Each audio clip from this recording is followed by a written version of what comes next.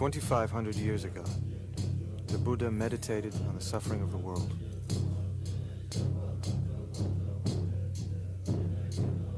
The cause of all our suffering, he said, is ignorance, a profound misunderstanding of the nature of life.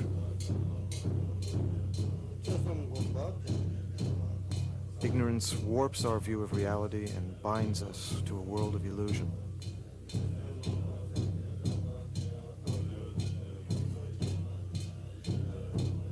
Wisdom can destroy that illusion and set us free."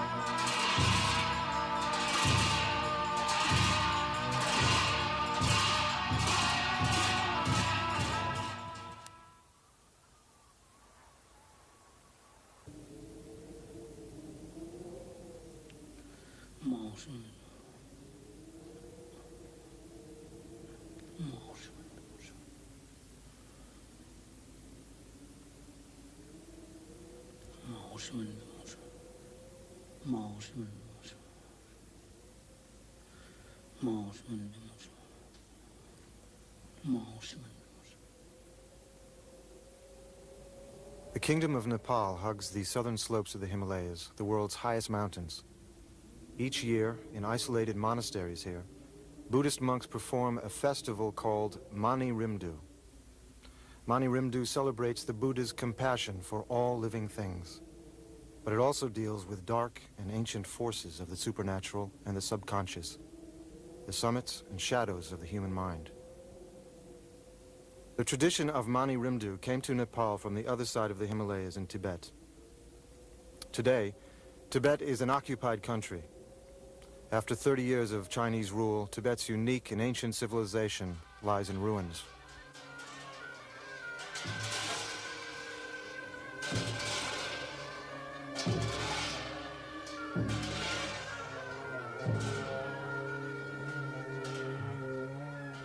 Here in Nepal, Sherpas, the Buddhist mountain dwellers who live on the slopes of Mount Everest, have given a home to refugees from Tibet.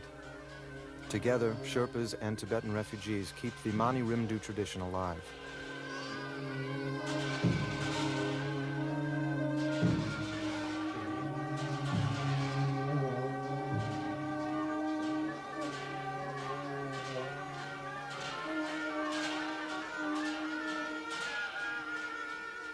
For Buddhists, there are many paths to enlightenment. The Buddhism of the Himalayas is called the Diamond Path because of its purity and intensity.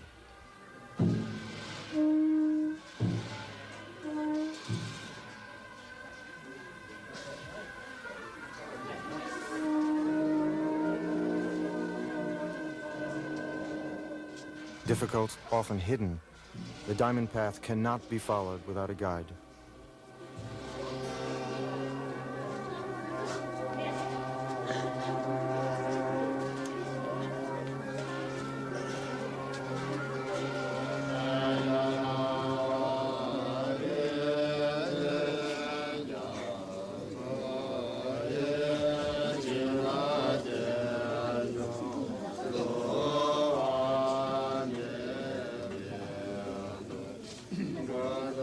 For the people of the Everest region, that guide is Lama Trulshik Rinpoche.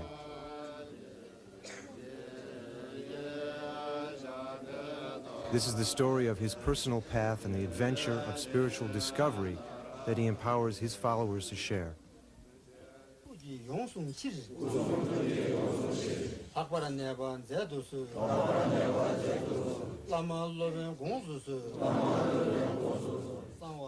When Trulshik Rinpoche was a young monk in Tibet, he wrote a poem.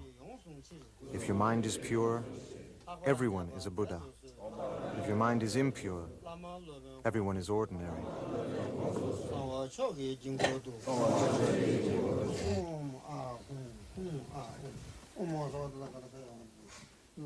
A Buddha is a being who is perfectly calm and kind and wise.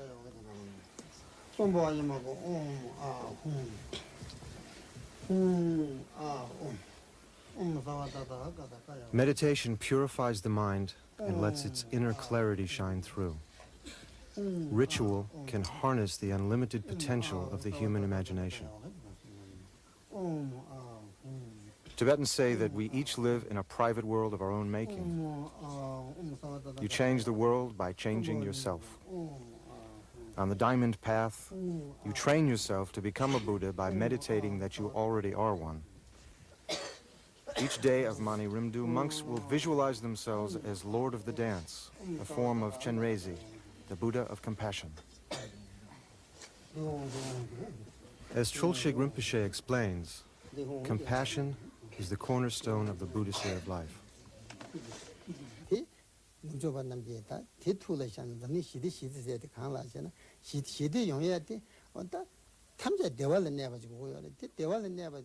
If you seek happiness for yourself, he says, you can have everything in the world and still be unhappy. But if you seek happiness for others, you'll find happiness yourself.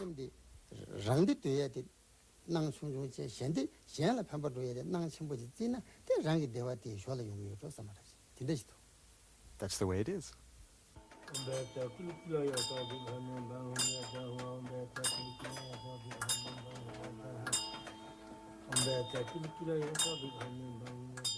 Throughout its history, Tibet concentrated its energies on spiritual development. Its only machines were prayer wheels. Its most gifted children were trained to become the spiritual leaders that Tibetans call Lamas.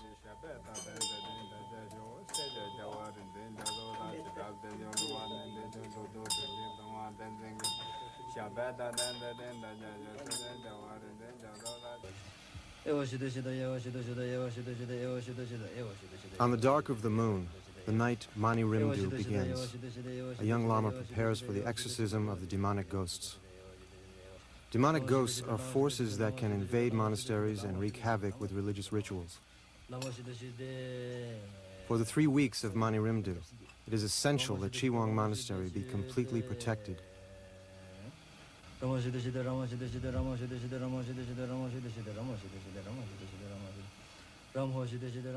Using an effigy, a paper image of a ghost in chains, the Lama calls upon the power of the 4 elements, earth, water, fire, and air, to oppress and subdue the ghosts.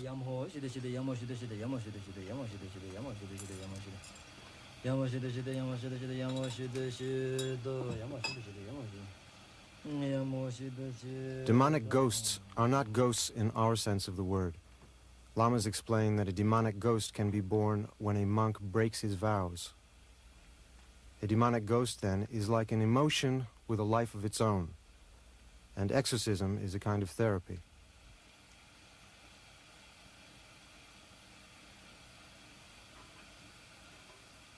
The Lama binds the effigy in black cloth and bamboo bars. Once the demonic ghosts are shackled, the Lama will imprison them in an iron triangle. In his mind's eye, where the real ritual takes place, the triangle becomes a fathomless, slippery-sided pit. Crushing the paper image breaks the bones of the demonic ghosts.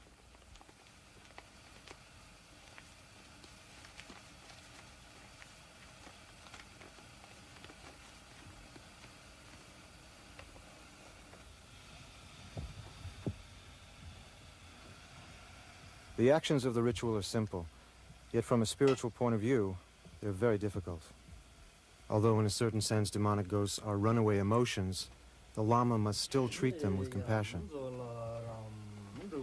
Ghosts are prisoners of their own illusions. They live in a world of suspicion and fear. By destroying their illusions, the Lama can free the ghosts from a life of suffering. In the West, we think of magic as the art of creating illusions.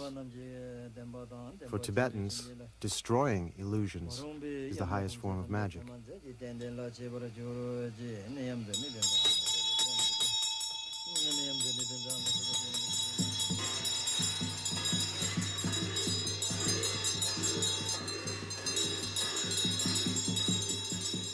As they bury the effigy, the monks chant these words.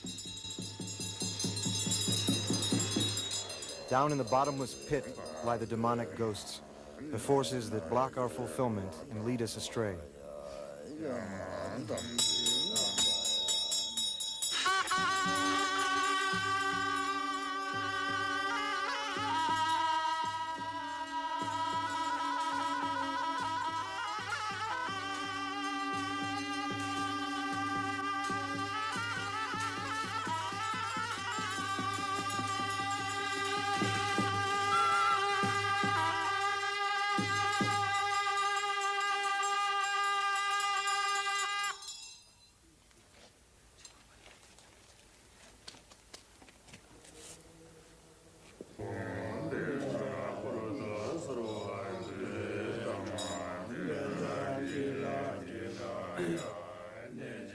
Inside the chapel, the Lama calls upon the magic dagger deities to protect the place where the mandala will be drawn.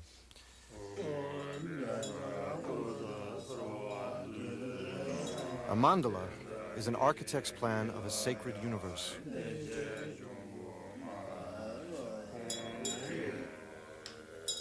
The mandala will be the home of Lord of the Dance throughout the festival.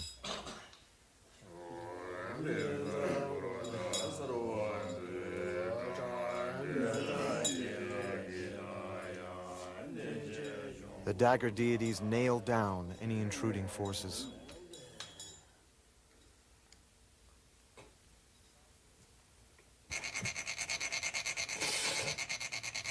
For 5 days, the monks of Chiwang sprinkle sand, grain by grain, in the unique pattern that will become the mandala of Lord of the Dance.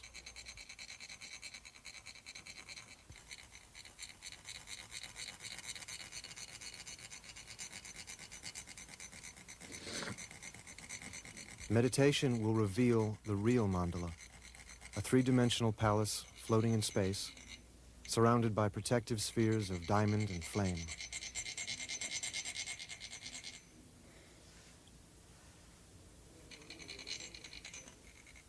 The mandala also has a deeper meaning, that the highest heaven is right here on earth, if only we have the wisdom to recognize it. While the mandala grows, other preparations are already underway. Barley flour is sculpted into offerings and painted with colored butter.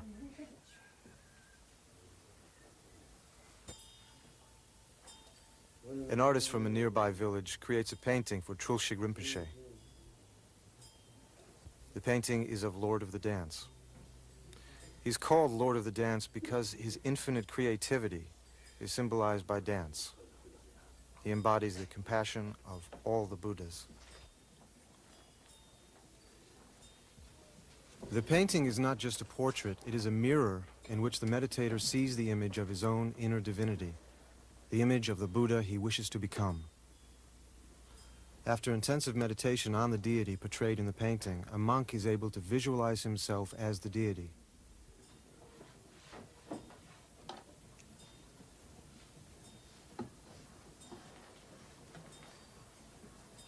By meditating that they are Lord of the Dance, who is the embodiment of compassion, the monks learn to embody compassion in their daily lives.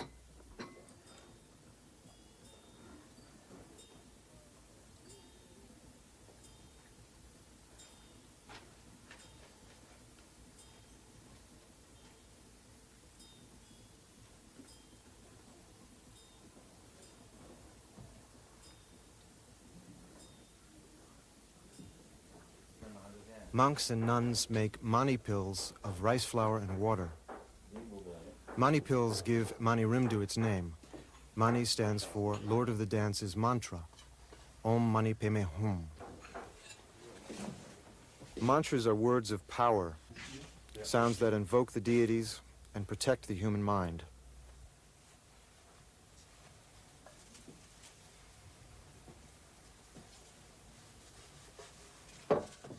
Once they are charged with the power of the mantra, the pills now being dried in this cloth will provide spiritual nourishment for the hundreds of villagers who arrive at the climax of the festival.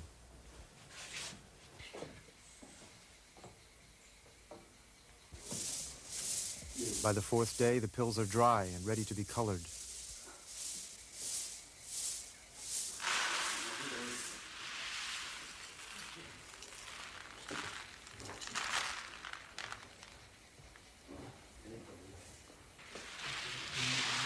The pills and the mandala are tools of meditation. They are designed to bring into focus new ways of seeing.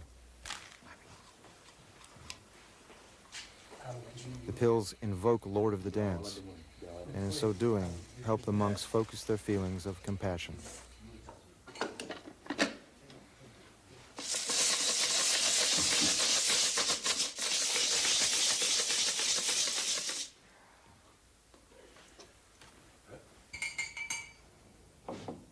The mandala is a vision of paradise. In that vision, all beings are divine.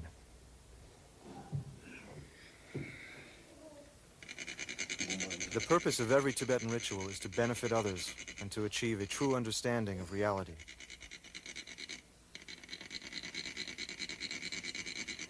The union of this compassion and wisdom is symbolized by the star in the center of the mandala.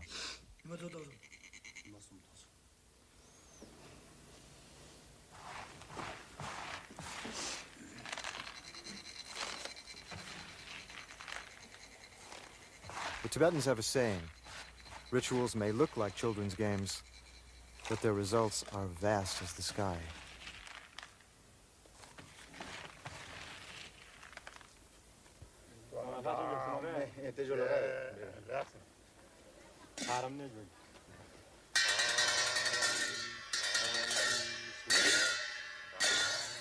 Whenever they can spare an hour from their preparations and rituals, the monks rehearse the sacred dances.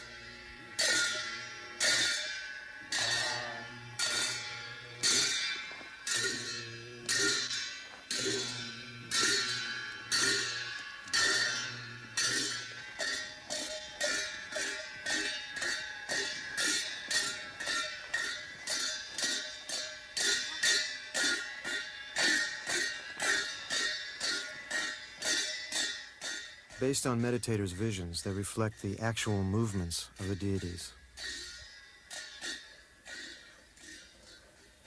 Traditionally, these rehearsals were done in the strictest secrecy.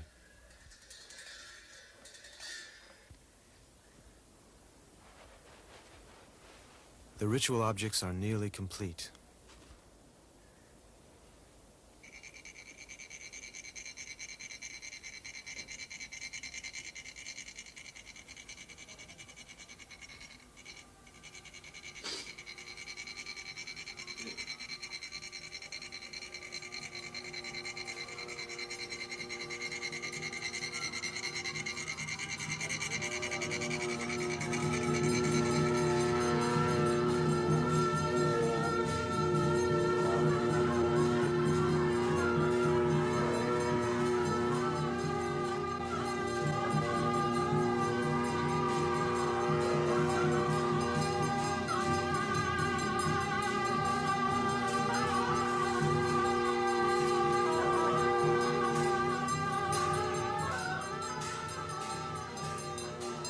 After 5 days of preparation, the monks are ready to put the offerings around the mandala and to place the pills at its center.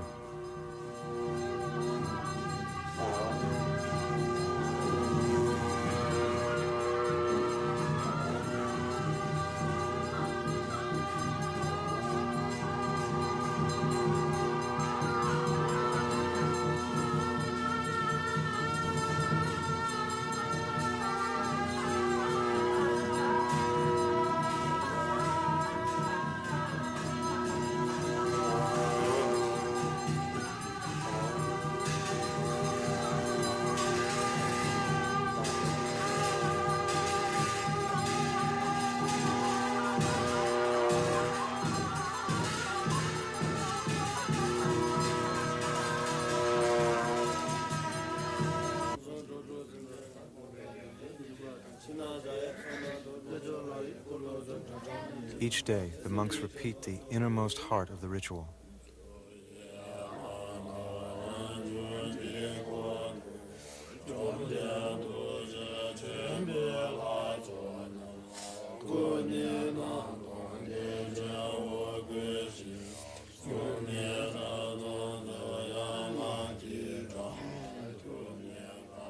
For Tibetans, ritual is a potent form of meditation.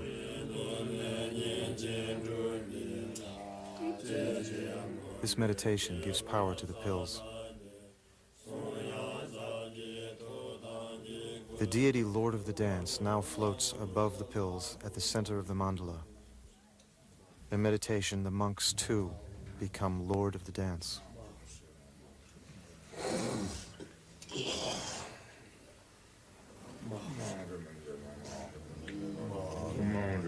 These are the words the monks recite to prepare themselves to chant Lord of the Dance's mantra. All the world is a divine palace. Its inhabitants, perfected, are the deities of the mandala. All sounds are now mantras. Thought and memory are the body of truth.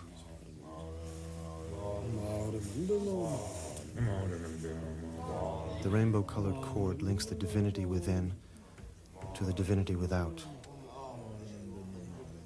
The mantras we recite in our hearts are made of light.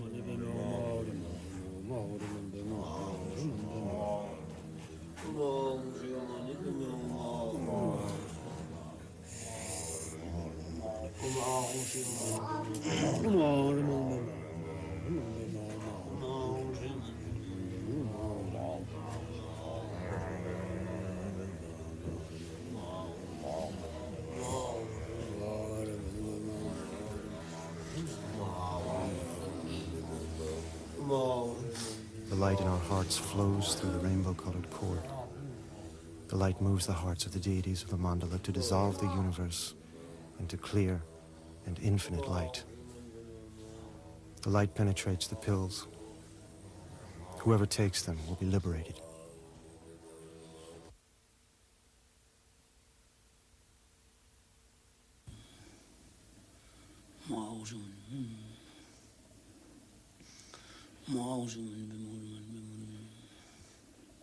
Each night, a monk keeps a vigil.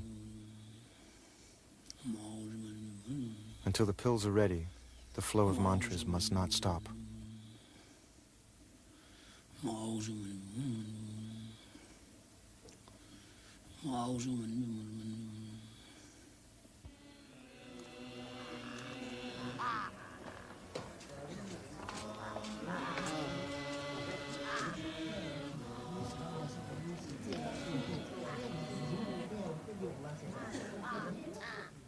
With 200 monks and nuns, Thubten Choling is Nepal's largest Buddhist monastery. By the standard of old Tibet, though, it is small. Before 1959, when the Chinese consolidated their occupation of Tibet, the largest Tibetan monastery had 10,000 monks.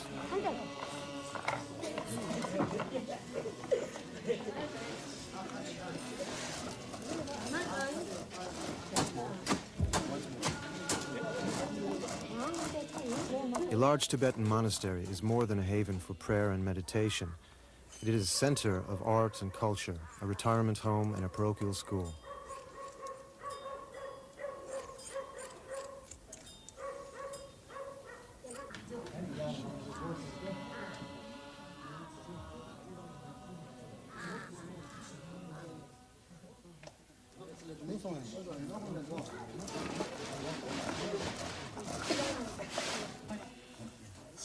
The monastery also prints its own books.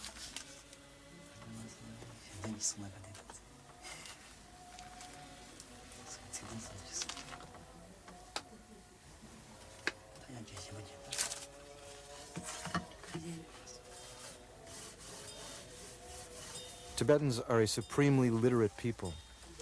The monastery's library holds thousands of hand-printed volumes.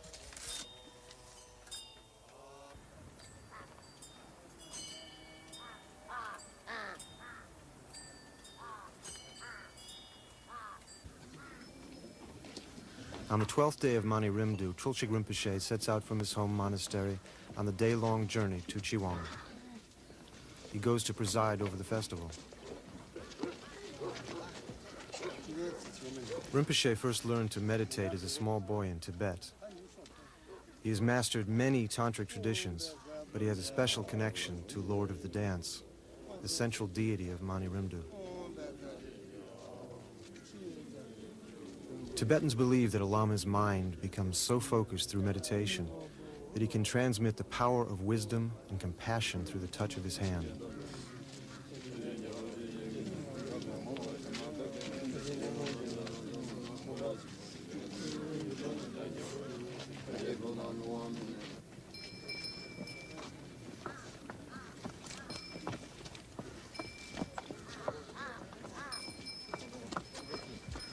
Like many lamas, Trulshik Rinpoche is considered the incarnation of generations of meditators. 2,500 years ago, he was the Buddha's favorite disciple. In a later incarnation, he gave Tibet its alphabet. Later still, he discovered the hidden Mani Rimdu texts. The name Trulshik Rinpoche means precious destroyer of illusion.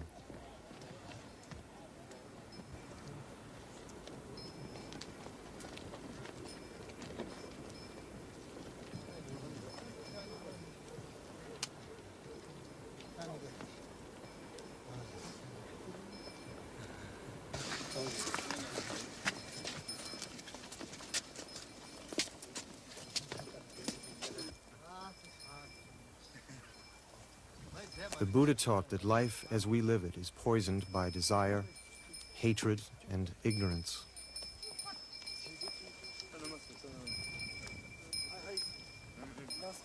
Our only antidote is compassion and wisdom.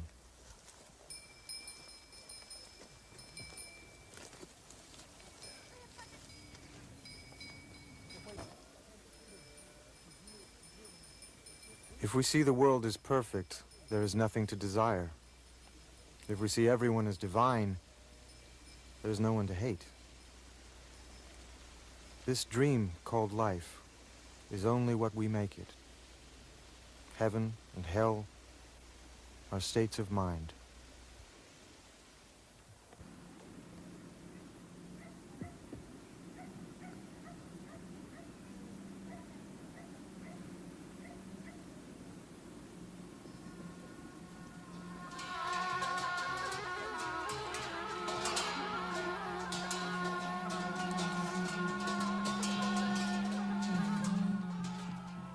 The monks of Chiwang welcome Trulshik Rinpoche.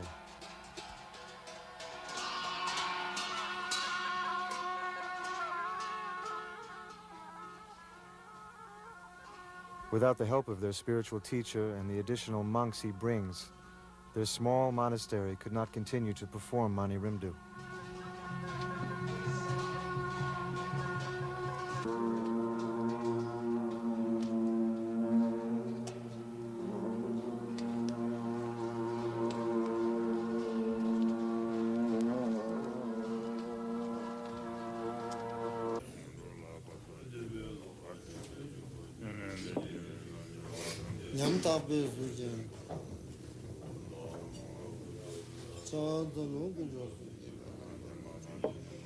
Arriving in the chapel, Trulshik Rinpoche fortifies the circle of protection that guards the monastery and the hearts and minds of all those who perform the ritual.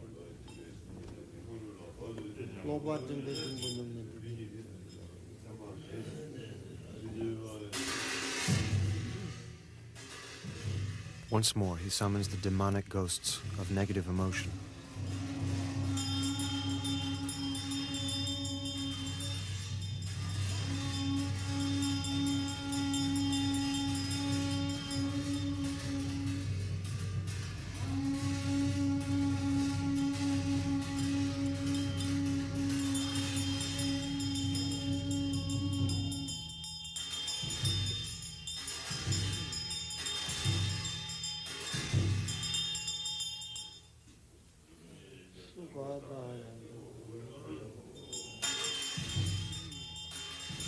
He hurls mustard seeds at the demonic ghosts.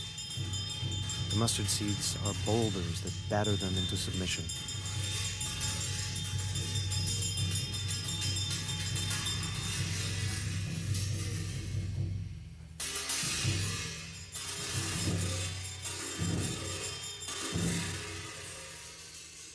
With his magic dagger, he liberates the demonic ghosts from their destructive illusions In the poetic language of ritual, they say he sends their spirits to paradise.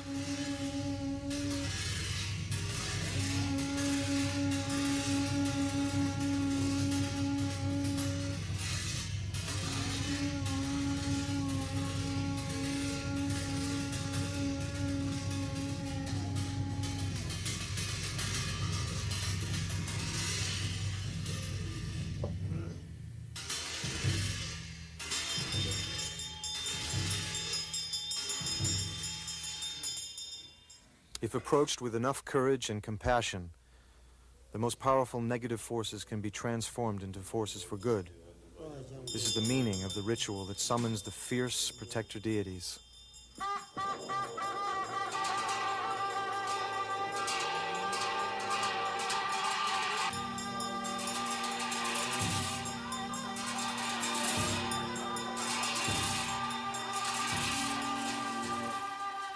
The Lama visualizes the protectors. I see a sky churning with blood. The Dark One, the shining protector of wisdom, stands on his iron mountain. His three eyes, round and red, roll back in rage. He gleams with the light of 1,000 suns.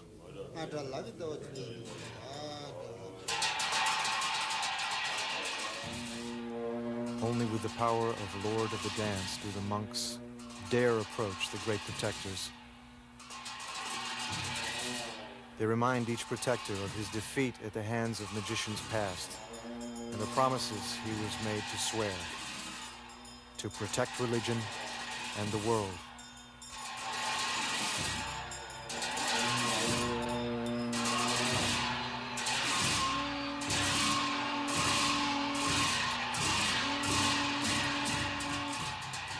The circle of protection is complete. The passage to another world is now safe and clear.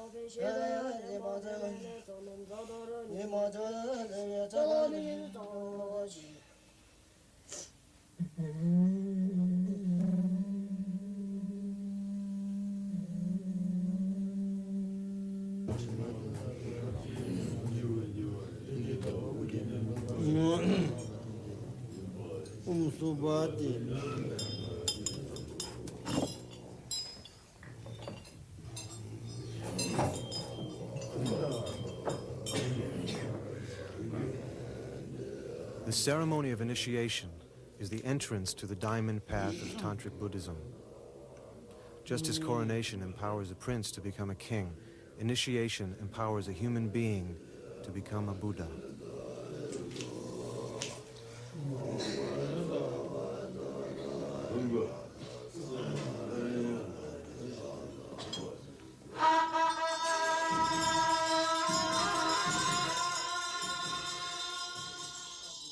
On the diamond path, they say the nature of the mind is like a diamond. Like a jewel buried in the ground, its luster can be hidden, but its purity cannot be destroyed.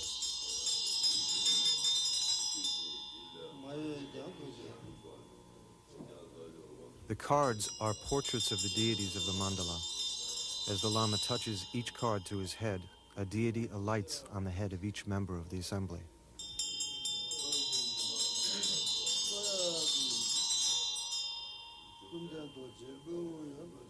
One by one, the deities dissolve into them, permeating their bodies, their voices, and their minds.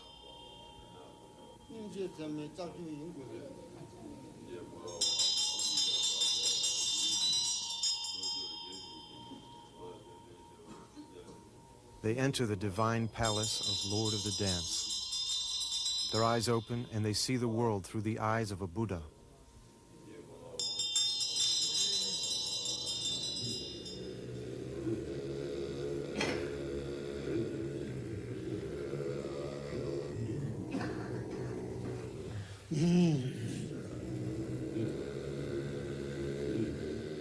This is the purpose of meditation and ritual, and the true work of a Buddhist monk, to train himself to become a Buddha, so that he will possess the compassion, the wisdom, and the power to be of genuine service to a suffering world.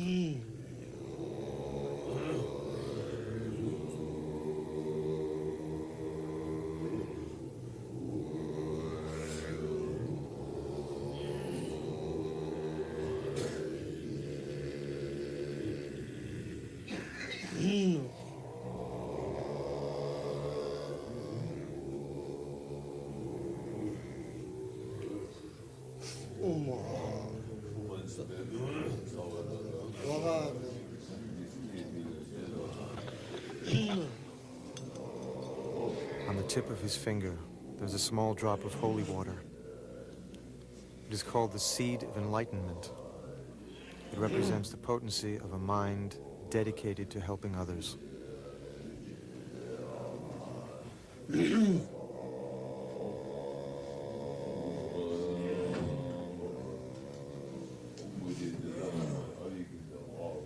He tastes the seed of enlightenment. Wisdom descends as a goddess and embraces him.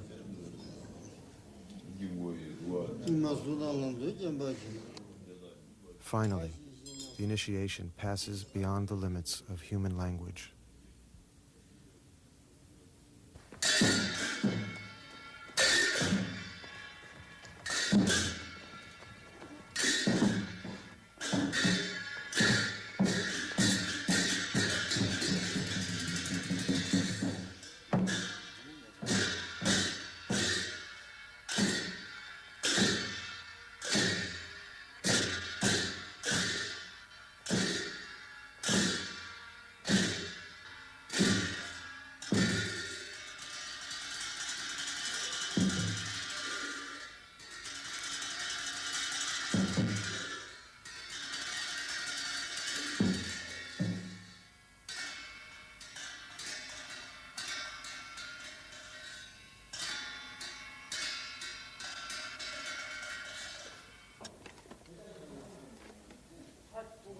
As the day of the dances approaches, the sense of excitement mounts. There are dozens of last-minute details to take care of. Since last year's Mani Rimdu, the masks and costumes have been in storage.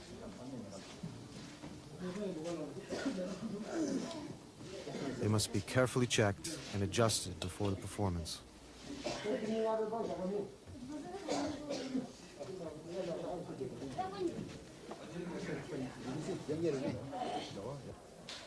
The courtyard is covered with a canvas roof.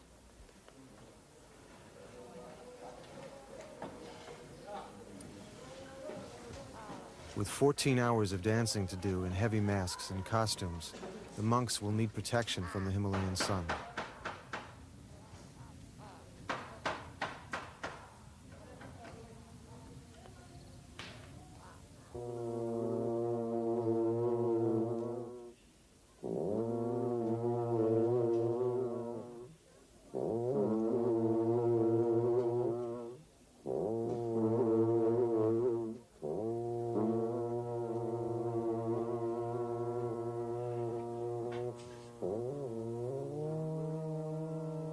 Sherpas and Tibetans arrive at Chiwang from surrounding villages.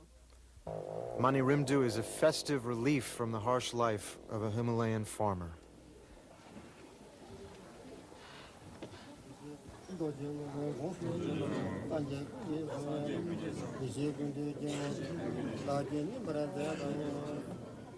They come for Trulshik Rinpoche's blessing, for the pills and for the dances that follow. It is their way of participating in the monks' meditations.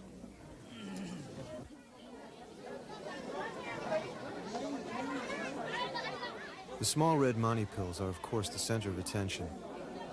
However, the monks distribute other sacred substances as well.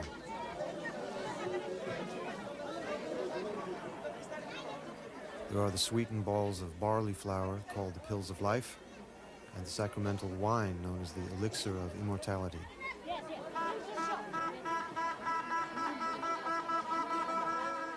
Like all things Tibetan, they are charged with symbolism. Immortality is not so much the length of one's life as the quality of one's life.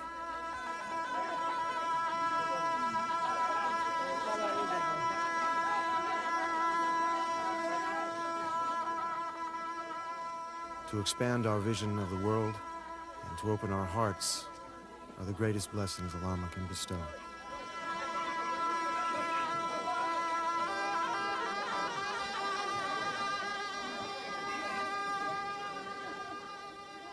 These men and women have traveled days, even weeks, for this moment.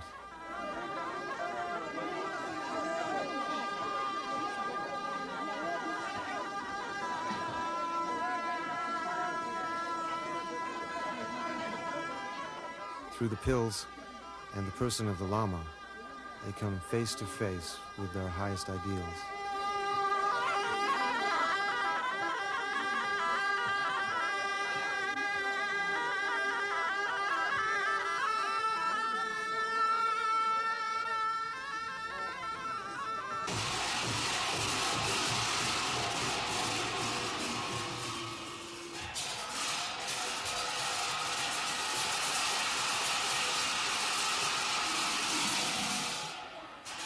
The dances tell the story of Buddhism's conquest of superstition and dramatize the monastery's role of understanding and transforming malevolent forces.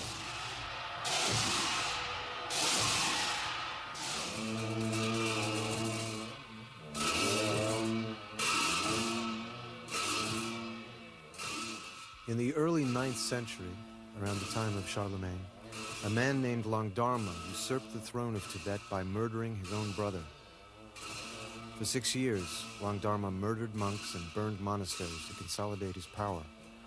His regime became a cancer that threatened the life of Tibet.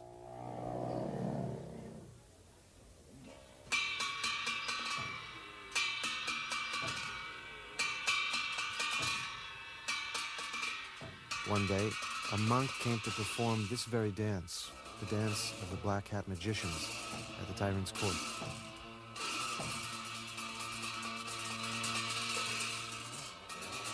The monk knew that Langdharma's tyranny must be checked, not just for Tibet, but for Langdharma's sake as well. In future lives, Langdharma would suffer every pain he now inflicted upon others. At the height of the dance, the monk reached into his sleeve, took out a bow and arrow, and killed Langdharma.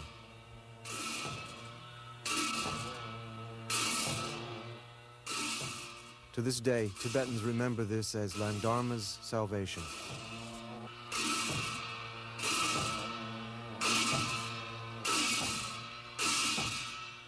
The monk's name was Pelki Dorje. His present reincarnation is Trulshik Rinpoche.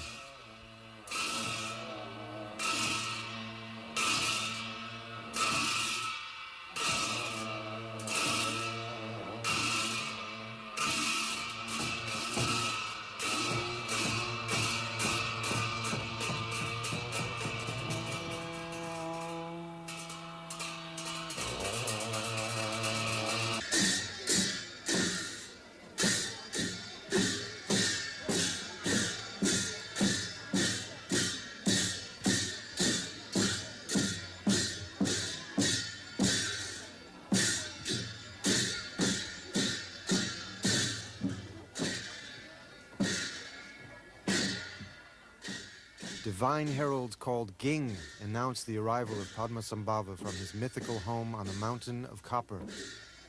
The Tibetans called Padmasambhava the second Buddha. He is their archetype of saint and magician.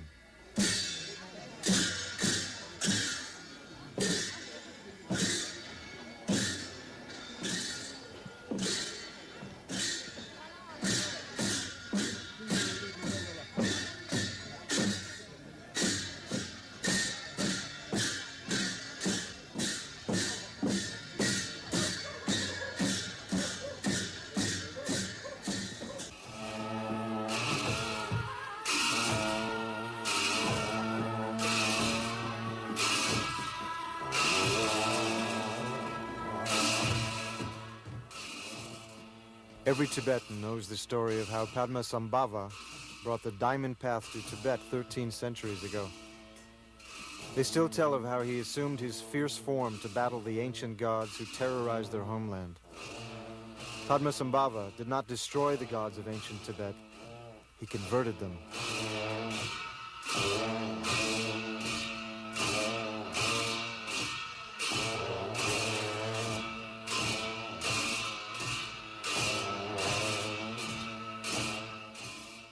Today, Tibetans no longer worship the old gods out of fear, but honor them as protectors of Buddhism.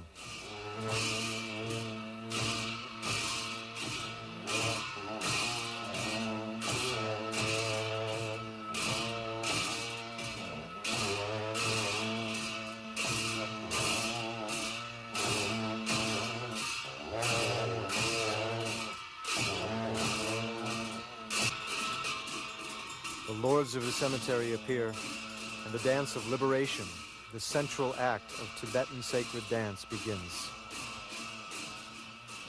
Legend has it that these skeletons were once a man and a woman. Pledged to a life of religious austerity, they went to a cremation ground and lost themselves in profound meditation. Many years later, when they awoke, they found that the flesh had disappeared from their bones. But so intense was their illumination that, unafraid, they danced with joy for their newfound enlightenment.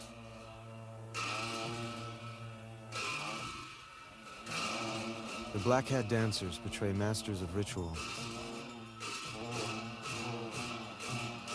Their skill and meditation has taken them far beyond all fear. They can dance with death itself.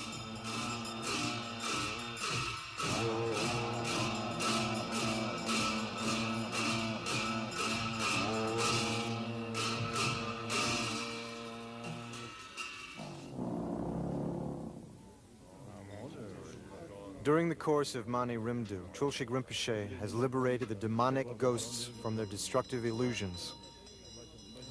Now, the ultimate enemy must be destroyed. The enemy within: desire, hatred, and ignorance. The weapon of penetrating insight slays mankind's greatest enemy, ignorance, and transforms it into wisdom.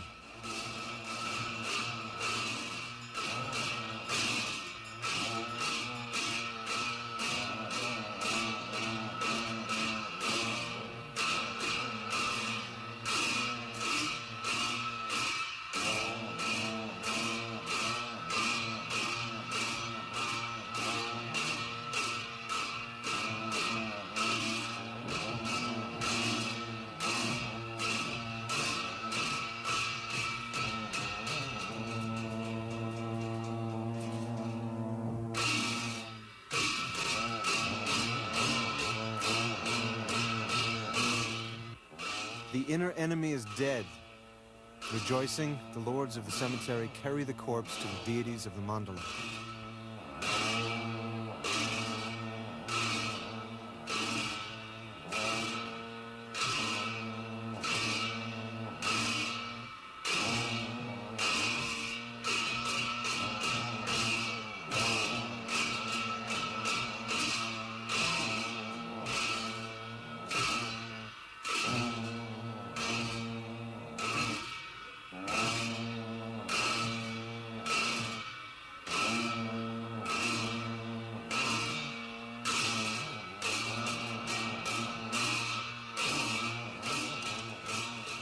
Visualizing that the paper effigy is the corpse of the inner enemy, Trulshik Rinpoche burns it as an offering to the deities. He asks in return that they liberate the world.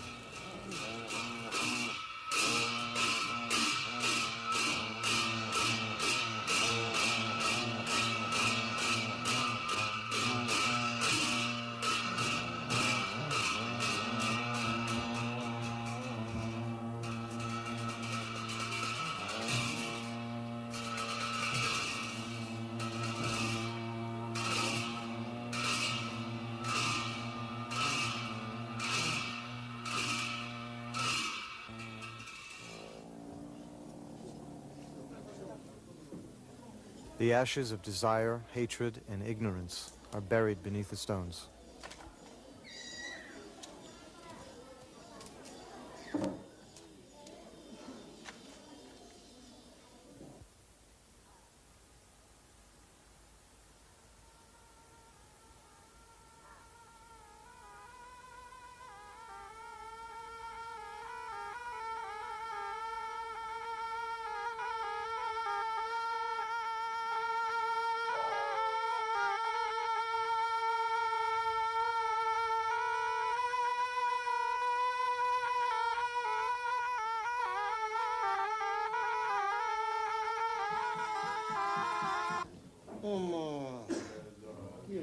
Their work finished, it is time to send the gods home.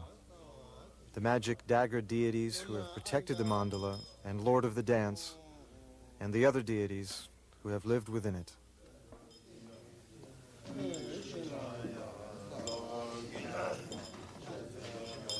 Step by step, the ritual is now done in reverse. The world, which they have so carefully created, must dissolve back into the source from which it came, the infinite creativity of the mind.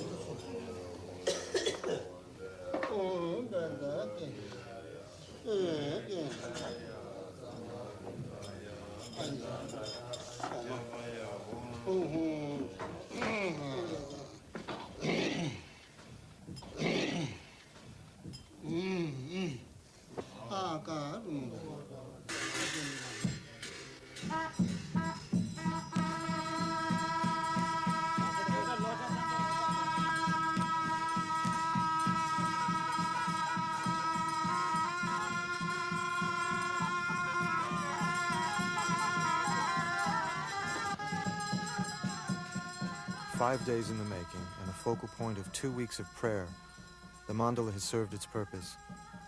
Now it becomes a dramatic reminder of the fragility of life.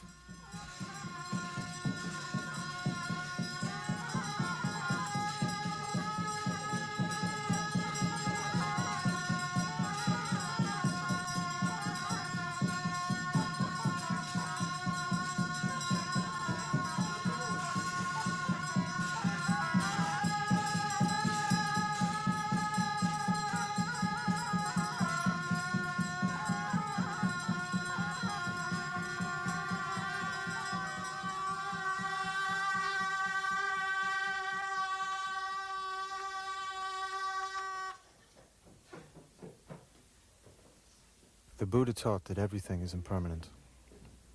Even truth is just a wooden raft to sail across the river of life and then leave behind.